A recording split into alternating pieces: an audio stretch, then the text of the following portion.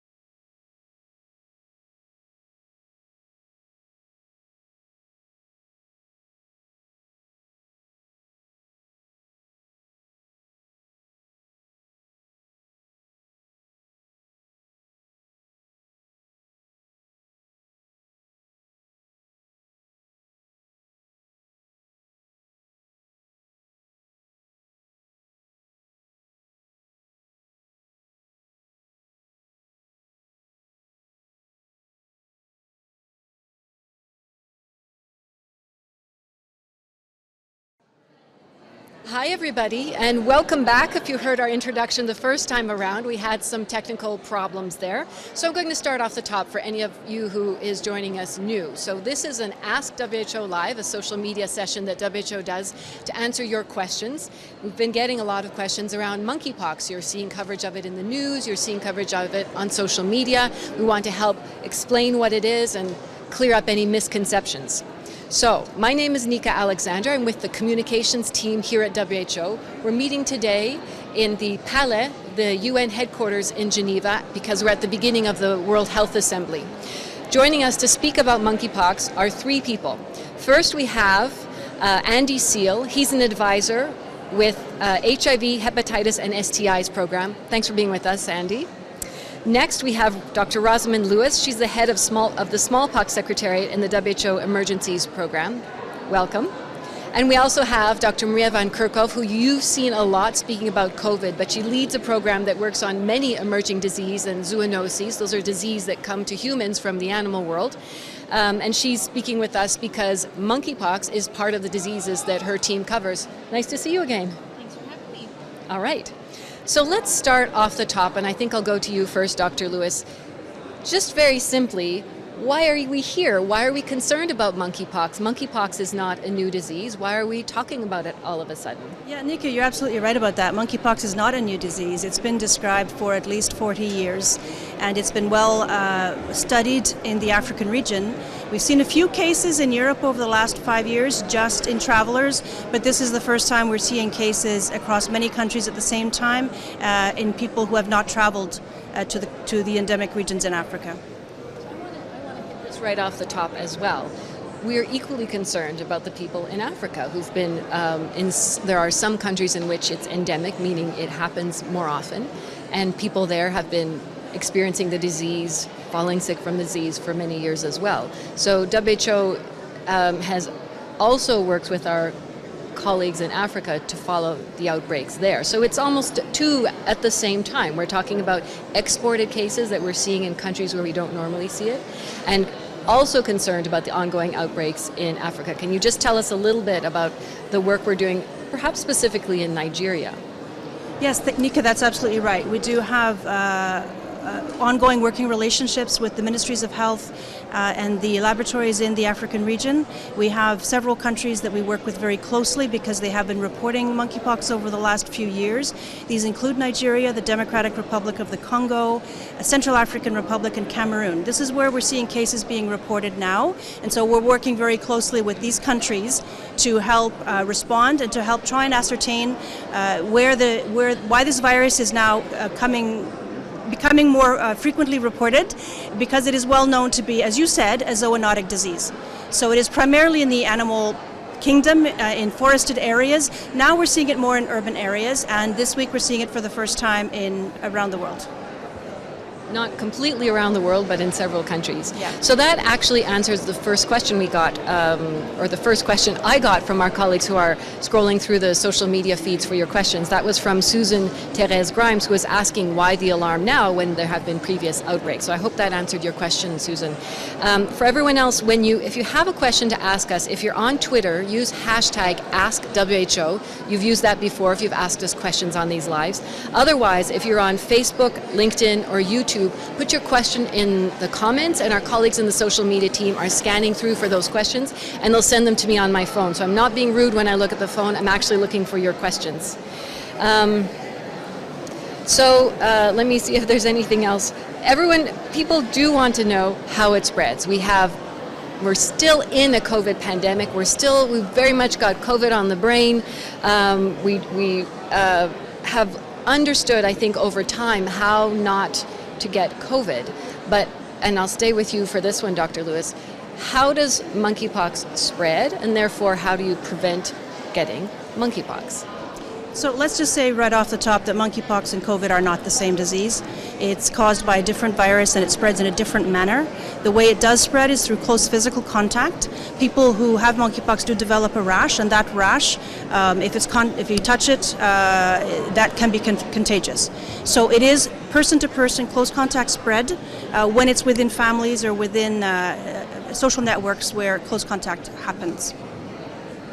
With us, Andy Seal, and you might be wondering, why do you have somebody from the HIV, hepatitis, and STIs program to speak with us as well? Some of the cases we have seen this time have been among people who identify themselves as men who have sex with men. We're still trying to understand the dynamics of the transmission, but for now, there's some very specific advice we want to give with a community of people who are most affected at this time. So Andy, I want to hand it over to you. It actually would be interesting if you could mention the consultation you just had, and as well as what advice we have. Thanks so much. So I think one of the things we've recognized with this outbreak, it's not typical. We're seeing cases, as you say, among men who identify as gay, bisexual, or from other groups of men who have sex with men in several countries, often linked to travel, or recent travel. And it seems clear, as Rosamund was saying, that this is linked to close contact. So this could be through social contact, possibly through sexual contact, which of course is close contact. We're still in the early days of this outbreak, so there's a lot we're still learning. But the communities themselves are clearly, number one, concerned and really keen on getting accurate information to help them understand risk and how they can manage the risk. And number two, they're really keen to make sure that information is proportionate and fair, and there's a lot of stigma and discrimination that surrounds many diseases. And I think the key thing we need to look out for is, as WHO, to work with our partners in communities and elsewhere to make sure that the messaging is correct.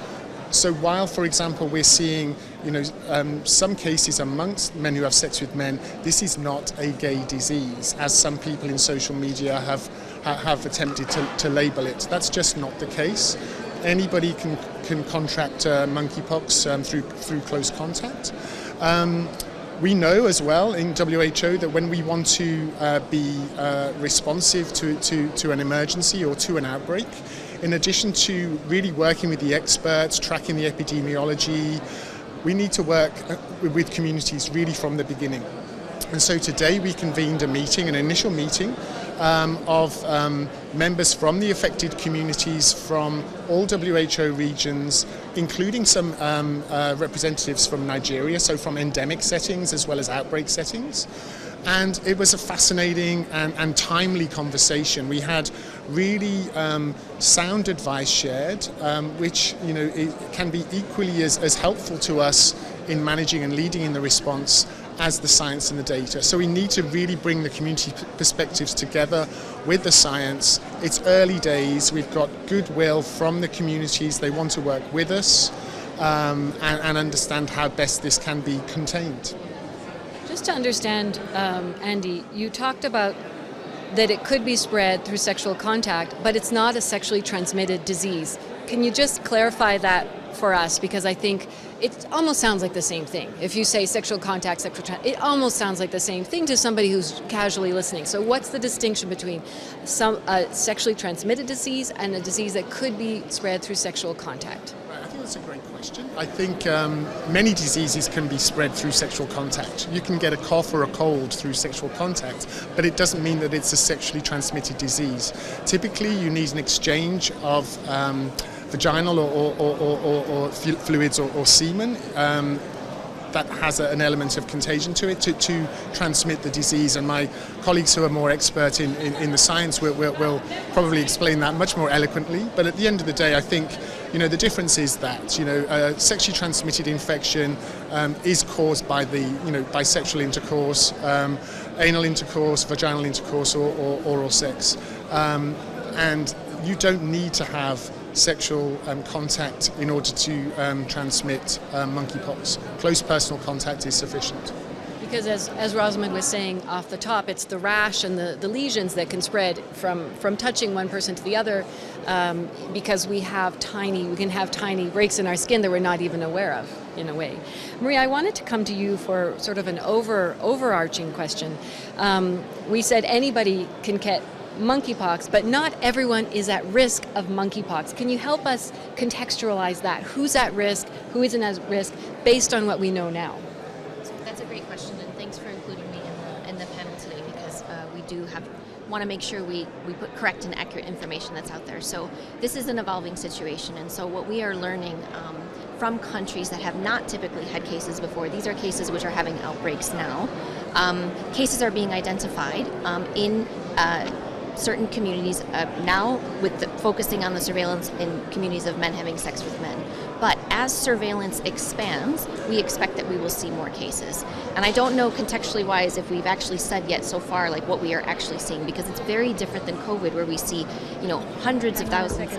I'm hearing that the audio is not very clear, so if you can just nip closer to your microphone, maybe just lean in a little bit. Yes. Thanks, Maria. Is that we want to better? make sure you get all her answers clearly heard. Yes. Okay, let's try that again. Hopefully. So your question was to contextualize this and see where we are. So let me start with the context first, and then I'll go into the specifics of the question. So as Rosamond described, and as you've described, Nika, we're seeing not typical patterns of monkeypox transmission. And as Rosamond has said, we've been aware of this virus for 40 years. So in countries where we are seeing new cases that have not experienced cases before, surveillance has really focused on particular populations so far. And right now we are describing what we are seeing. And what we are seeing are cases being detected in the communities of men having sex with men, who identify as having sex with men. But as surveillance expands, we expect that more cases will be seen. But we do need to put this into context because it's not COVID. So we have so far seen, and I don't actually have the exact numbers at hand because we're learning more even as we sit here, but we're talking about less than about 200 cases of confirmed and suspected cases so far. So that may change over time. So this is really important why we have surveillance and why we have raised an alert to say, okay, we need to be on the lookout for this in countries that don't typically experience monkeypox. So we've been working with countries, we've been working with ministries of health to expand surveillance, to look for people who have rash, so dermatology clinics, emergency departments, infectious disease clinics, sexual health clinics, so that we really understand the extent of infection. But your question was, who's at risk? So as Rosamond has explained, transmission is really happening from close physical contact, skin to skin contact. So it's quite different than COVID in that sense. So we are looking for people who have rash, so we can help them first and foremost to understand what their risk is. And we should say that most of the people who have been identified so far have had more mild disease, or let's say not severe disease. But anyone they come in contact with needs to be informed so that we can prevent onward spread. And the thing I just want to say here is that this is a containable situation, particularly in the countries like where we are seeing these outbreaks that are happening across Europe, in North America as well. But we can't take our eye off the ball of what's happening in Africa as well, in endemic countries. So this gives us an opportunity to talk about what monkeypox is, what it isn't, so you can be very well informed. Can you hear? Thank you. Yeah? Can we hear, guys? Are we able? Yep. Are we okay? Audio's okay. We're getting the nod from our technical folk over there, so that's good. I just want to summarize the symptoms. We've mentioned rash, but it would be rash with blisters on the face, hands, feet, eyes, mouth, and/or genitals. Fever, swollen lymph nodes, headaches, muscle aches, and low energy. So just because you have a rash, unless you are the contact of someone, you're close contact of someone, or you're within a community where there really is monkeypox, follow up with your healthcare professional to find out what it is. But not every rash is going to be monkeypox. I think that's the whole idea, is that there's some people who need to be extra careful right now and other groups of people not as much. There is a question about whether or not the World Health Assembly, which is when all the ministers of health come together and meet to discuss WHO's work, whether they would be declaring monkeypox a health emergency. It doesn't quite work that way. Actually, the Director General of WHO convenes something called the Emergency Committee. Then they meet and discuss whether or not this situation constitutes a public health emergency, and then they advise the Director General whether or not this should be declared a global health emergency. So that's answering Maria Ailman, who had that question. That was on Facebook. Yeah? Yeah, please. I just want to comment on that, because as the World Health Organization, we bring expert groups together all the time. You know, we're talking about these pathogens like monkeypox, like COVID, chikungunya, Zika, and that's a common thing that we do. We have expert networks that we work with all over the world. I talk about this all the time for COVID, but we do this for other diseases as well. And that's not unusual for us. We have technical advisory groups, we have our strategic advisory groups for infectious hazards, and we bring them together to brief them. And we also ask for their advice on what WHO should be doing. And this is what the Director General, has all the time. We bring this together. Whether or not we will have an emergency committee or not is also something that is discussed across many of the different pathogens. Monkeypox would be no different. And I think I just want to get some misnomer out there. This is part of the process of WHO, and these are the mechanisms that we have. So it's always in the background. It's always a consideration. But what we're trying to do in working with Rosamund, so Rosamund you'll hear a lot more of on monkeypox because she is our focal point on this and she's the expert. But I just wanted to be clear that we do these types of things all the time, and it's good for us as an organization because we are lucky to be able to bring together the world's expertise across so many different topics of clinical management, of IPC, and monkeypox will be no different on lab. And it's great to work with Andy and the team on this because there's just a lot to learn. Yeah. Those of us who've worked in emergencies for a few years, this is exactly the kind of thing where you get that gut feeling. Our technical colleagues say, this is unusual, and then you just do what you do. You convene the group of experts. From the communication side, we've been working with our colleagues in the regions to make sure everybody has the information at their fingertips. If there's questions we're not answering, we're putting together that information, as Maria says, across the technical networks as well. So we're working away on it and sharing information with you as much as we can as it comes in. There was a question on, just a second here. There's a question on whether or not there's something about the virus itself that has changed. Why are we seeing this happening now? What are your thoughts on that, Dr. Lewis? The question is about whether the virus is changing. So we don't have the answer to this. We don't really know. We can say that this is a DNA virus. It's one of the largest, if not the largest, amongst the largest viruses known. The mutation rate is much lower than for RNA viruses, and so it's a very stable virus. So we don't yet have evidence that there's mutation in the virus itself. So we are beginning to collect that information, as you've said. We will be convening our groups of virologists and other experts who will discuss this very question based on the sequence of the genome of some of the cases that are being detected as we speak now.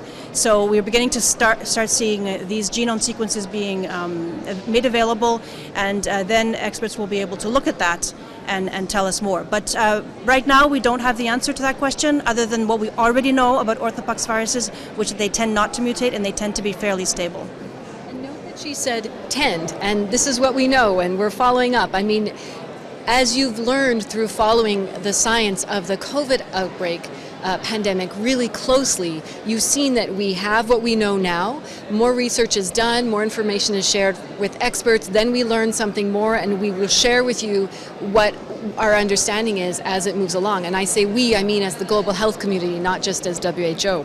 We have a question on Facebook from Wakar Ahmad, who's asking, what is the progression of the skin lesions? I think that's another Dr. Lewis question. So how does it start? What does it look like initially, and how does it evolve?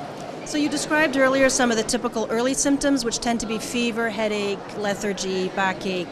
And this usually lasts for a day or two. We call it the prodromal period. That resembles many other things, of course, in the early days, first day or two. Then a rash begins, and the rash is has traditionally in the past been very classical for monkeypox, which is it starts with what we call macules. These are just red areas. Then it progresses to papules, and papules is something you can feel. It's raised. Then it progresses to vesicles, for which the regular term would be blisters, which is why it can be confused with chickenpox, for example. Chickenpox also appears as blisters on the skin. Then it progresses to pustules, so these little blisters can begin to fill with a whitish fluid that looks like pus, and so they are called pustules. After that, they begin to dry and scab, and after that, the scab falls off. That is the classic progression of the rash. In terms of the body itself, the classic progression is face and then to limbs, palms of the hands, soles of the feet, and then to the body itself. That also is a classically described progression. Another classic picture from monkeypox from past years is the swollen lymph nodes. You might recall that the World Health Organization and all countries of the world eradicated smallpox, and the eradication of smallpox was declared in 1980. And so that disease no longer exists, to show that some things are containable even when they've been around for a very long time.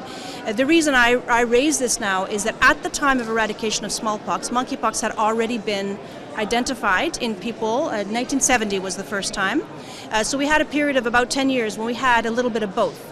And the distinction between smallpox and monkeypox was the swollen lymph nodes. If a child had swollen lymph nodes, it was more likely to be monkeypox than smallpox. So these are some of the things we know already, because countries that are familiar with this infection, this infection that comes from the animals in the forest actually, they are familiar with this, and so this is what has been classically described for a long time. What we are seeing today, still we have that picture, but we also have a higher proportion of cases where the rash may begin a bit more locally and it may remain a bit more locally. Possibly because of the nature of the contact, again we don't know, but we're seeing more cases where the rash begins in the genital area, which is not new, that has always been there, but it's more frequent now, and sometimes it tends to stay there. So it's also possible that the rash may not be visible because it may be covered. If it doesn't reach your hands or your face, then it may not be seen. However, it does remain important to consult your healthcare provider, because that rash can even contaminate your bed sheets, your clothes, and so on. And so you don't want to expose people in your family, for example, or your other social contacts to contaminated materials, which is also one way in which monkeypox can spread. Brings us on to another question. I think it fits in well again. So we've been saying right off the top that not everybody's at equal risk, and in communities where there are people, in social networks where there are people with monkeypox, those who are most at risk are their close friends, their close contacts, their family members as well. Historically, you mostly saw monkeypox would spread between family members and also sometimes health workers who are helping those people. So here's a question from Vasiliki Angoridi, and this will be for you, Andy. Saying, can you please elaborate more on the MSM comment, because many officials have considered that a rushed superficial approach that only fuels discrimination. So just talk a little bit again, maybe even just again, why you're with us and why we're having, for now, an inclusive approach, focusing in part on men who have sex with men, but as Dr. Van Kerkhove explained earlier as well, we're also asking countries to look in dermatology clinics, primary health care, and elsewhere to see if they can find further cases of monkeypox. So that was a very big preamble, but just wanted to pass back to you, Andy. Can you explain why you're here and why we have special concern and working especially with communities of MSM? Of course.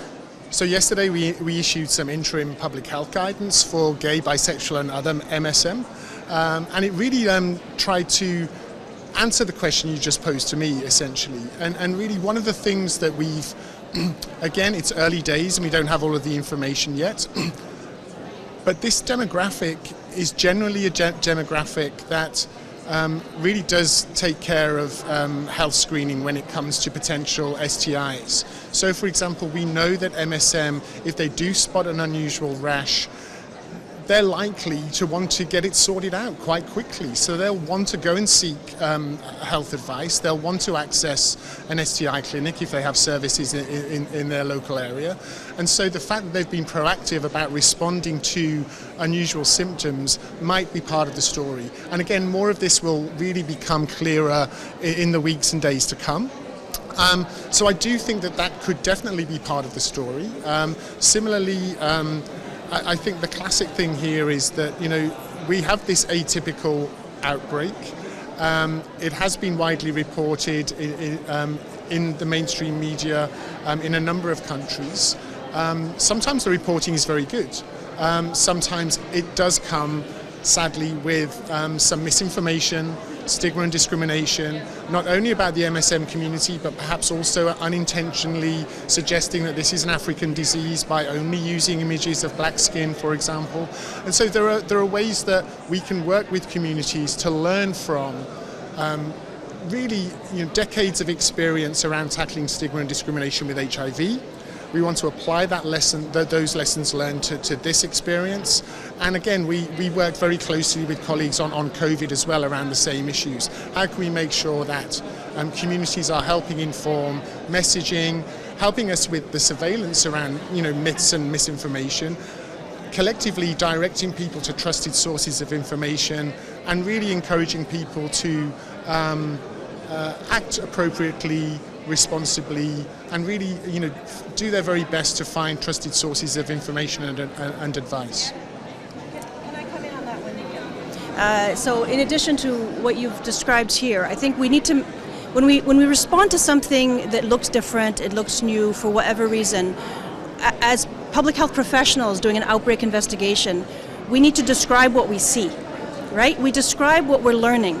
It's not to say that we know everything. It's not to say that we know what's going to happen tomorrow. But today we need to describe what we're seeing, and where we saw the first cases are one of the indications as to why this perhaps is a different situation from what we've seen before with monkeypox. So it's not about discrimination. It's not about stigma. It's about saying, where are you seeing the first cases? How can that help you do contact tracing?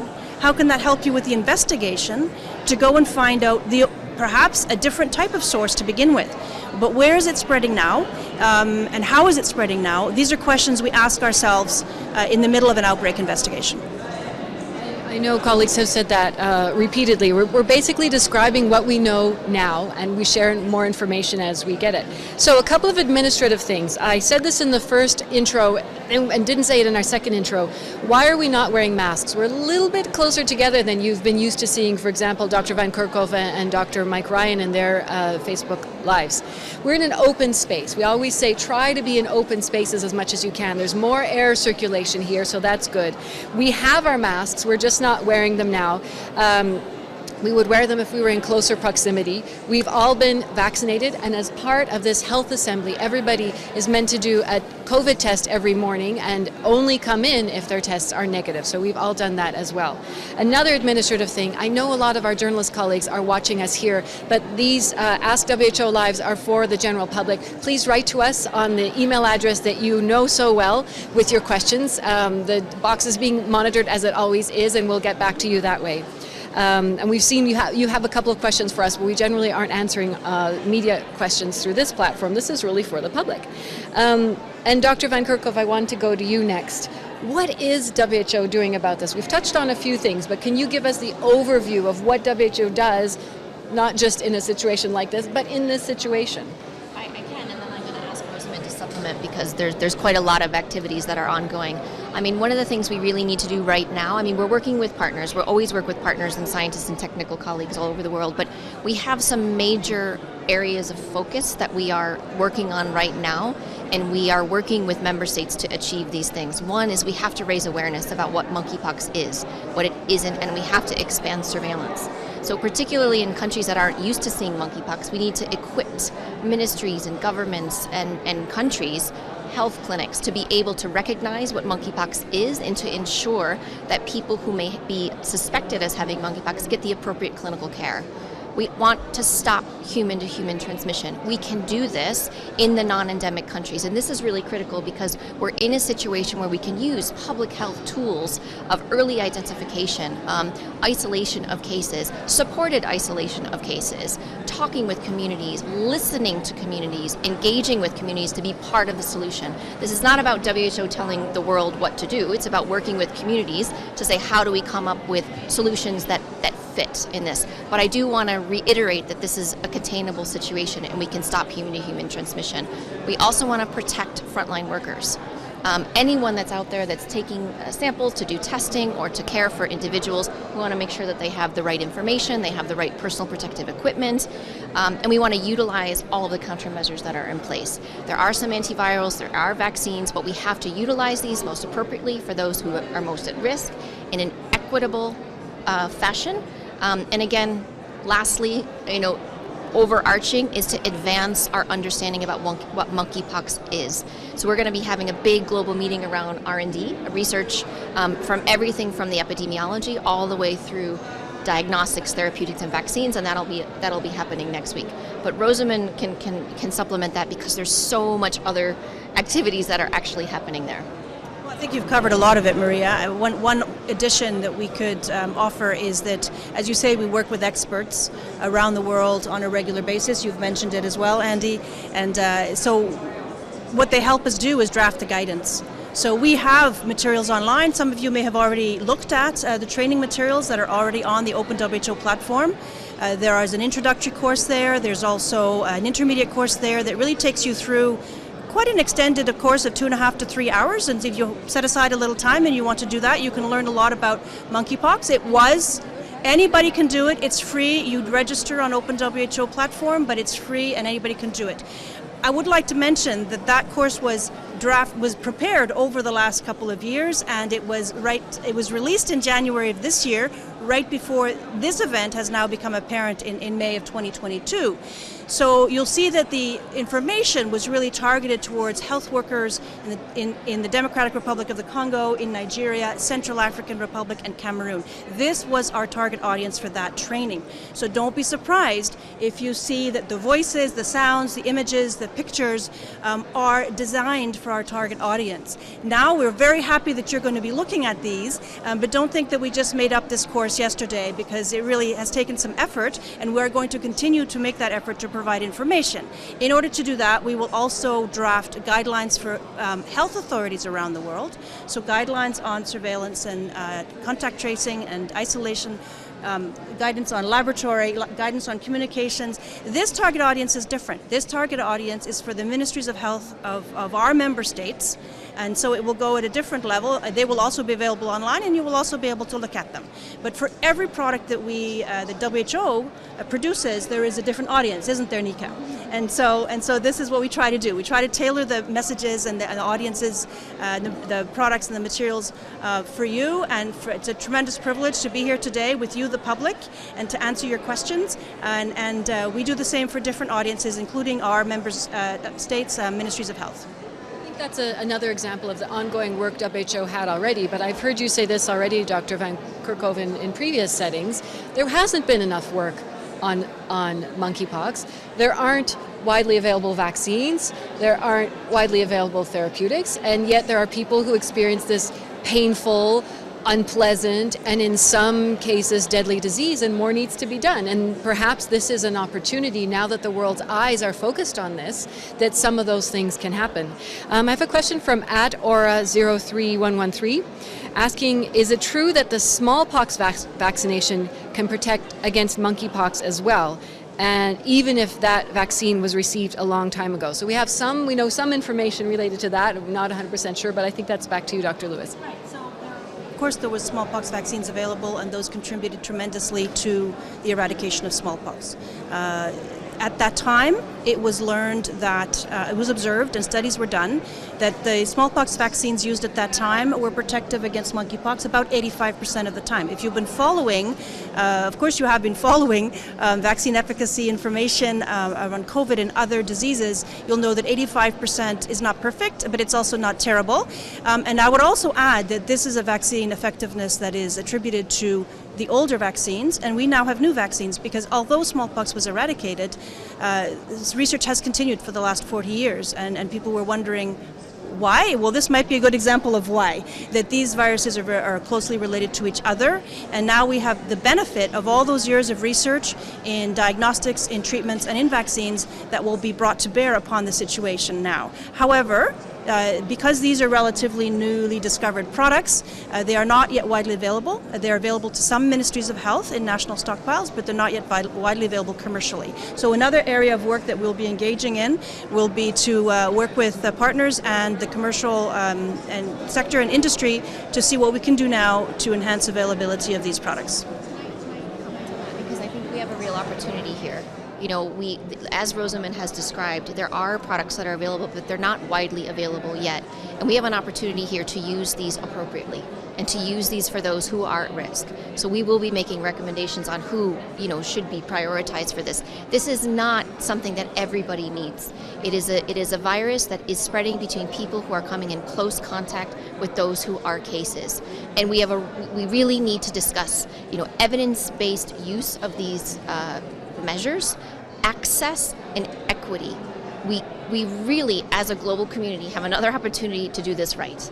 And so what we want to make sure, and we are going to be working really hard across all of our partners, whether it's from manufacturing or whether it's from our ministries of health and whether it's the general public, to make sure you understand what the risk is. And we will be doing these regularly, and inform you about what the risk is. And if the situation changes, we of course will issue information through all of our channels to member states and to the public.